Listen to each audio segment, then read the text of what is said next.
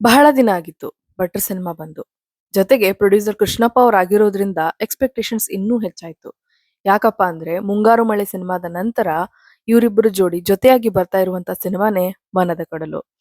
ಇವರು title announce ಮಾಡೋದ್ರಿಂದ ಹಿಡಿದು ಸಿನಿಮಾ ರಿಲೀಸ್ ಆಗುವವರೆಗೂ ಸಹ ನಾನು ತುಂಬಾ ಎಕ್ಸೈಟೆಡ್ ಆಗಿದ್ದೆ.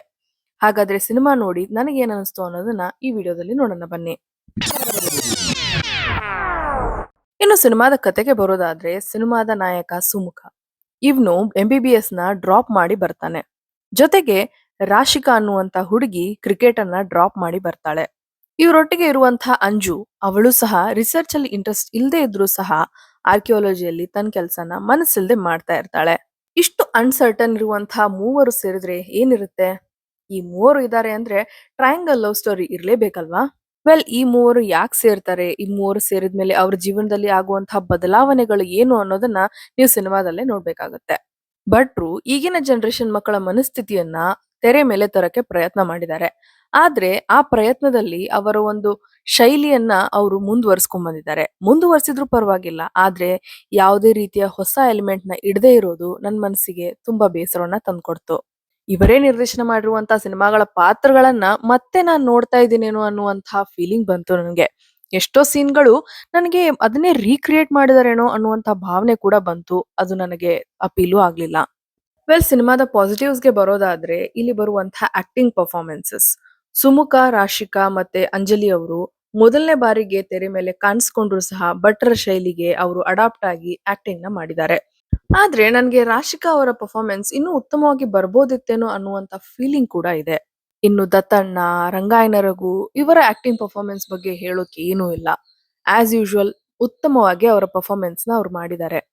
ಈ ಸಿನಿಮಾದಲ್ಲಿ ನನ್ಗೆ ಇಷ್ಟ ಆಗಿರುವಂತಹ ಇನ್ನೊಂದು ಪಾರ್ಟ್ ಏನಪ್ಪಾ ಅಂತಂದ್ರೆ ವಿಜುವಲ್ಸ್. ಅವರು ಸೆಲೆಕ್ಟ್ ಮಾಡಿಕೊಂಡಿರುವಂತಹ ಲೊಕೇಶನ್ಸ್ ಬಹಳ ಸುಂದರವಾಗಿದೆ. ಆದ್ರೆ ಅದನ್ನ ಯೂಸ್ ಮಾಡುವಲ್ಲಿ ಎಲ್ಲೋ ಭಟ್ರು ತಾಳ ತಪ್ಪಿದಾರೇನೋ ಅನ್ನುವಂಥ ಭಾವನೆ ಕೂಡ ಬಂತು. ಇಲ್ಲಿ ಪ್ರತಿಯೊಂದು ಕ್ಯಾರೆಕ್ಟರ್ ಬಿಲ್ಡ್ ಮಾಡಕ್ಕೆ ಅವ್ರು ಹೇಳುವಂತಹ ಕತೆಗಳು ಸರಿಯಾಗಿ ಎಲ್ಲ ಕಡೆ ಸಿಂಕ್ರನೈಸ್ ಆಗ್ಲಿಲ್ಲ ಅನ್ನುವಂತಹ ಭಾವನೆ ಕೂಡ ಇದೆ. ಇನ್ನು ಸಾಂಗ್ಸ್ ಬಗ್ಗೆ ಹೇಳ್ಬೇಕಪ್ಪ ಅಂತಂದ್ರೆ ಇಂಡಿವಿಜುವಲ್ ಆಗಿ ನೀವು ಸಾಂಗ್ಸ್ ನ ಕೇಳಿದಾಗ ನಿಮ್ಗೆ ಬಹಳ ಖುಷಿ ಅನ್ಸುತ್ತೆ. ಆದ್ರೆ ಥಿಯೇಟರ್ ನಲ್ಲಿ ಯಾಕಪ್ಪ ಈ ಸಾಂಗ್ ಬಂತು ಅನ್ನುವಂಥ ಭಾವನೆ ಕೂಡ ಬಂತು. ಸಿನಿಮಾದ ಡ್ಯೂರೇಷನ್ ಕಡಿಮೆ ಇದ್ರೂ ಸಹ ಸಿನಿಮಾ ತುಂಬಾ ದೊಡ್ಡದಾಗಿದೆನೋ ಅನ್ನುವಂಥ ಭಾವನೆ ಬಂತು. ಥಿಯೇಟರ್ ನಲ್ಲಿ ನನ್ನನ್ನು ಸೇರಿಸಿ 12 ಜನನೇ ಇದ್ದಿದ್ದು ನಂಗೆ ತುಂಬಾ ಬೇಸರ ಉಂಟು ಮಾಡ್ತು.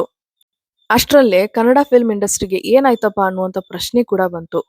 ಒಳ್ಳೊಳ್ಳೆ ಸಿನಿಮಾಗಳು ಬಂದಾಗ ಜನರು ಸಪೋರ್ಟ್ ಮಾಡಲ್ಲ, ಈ ತರ ಸಿನಿಮಾದಲ್ಲಿ ಜನ ಬರಲ್ಲ. ಇದೊಂದು ಬೇಸರದ ಸಂಗತಿ ಅಂತಾನೆ ಹೇಳ್ಬೋದು.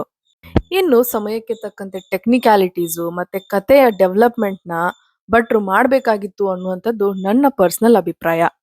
ಸಿನಿಮಾದ ಡೈಲಾಗ್ಸ್ ಅನ್ನ ಕೇಳಿದ್ರೆ ಗೊತ್ತೇ ಆಗುತ್ತೆ ಭಟ್ರು ಮಾತ್ರ ಈ ರೀತಿ ಥಿಂಕ್ ಮಾಡಕ್ ಸಾಧ್ಯ ಅನ್ನೋದು.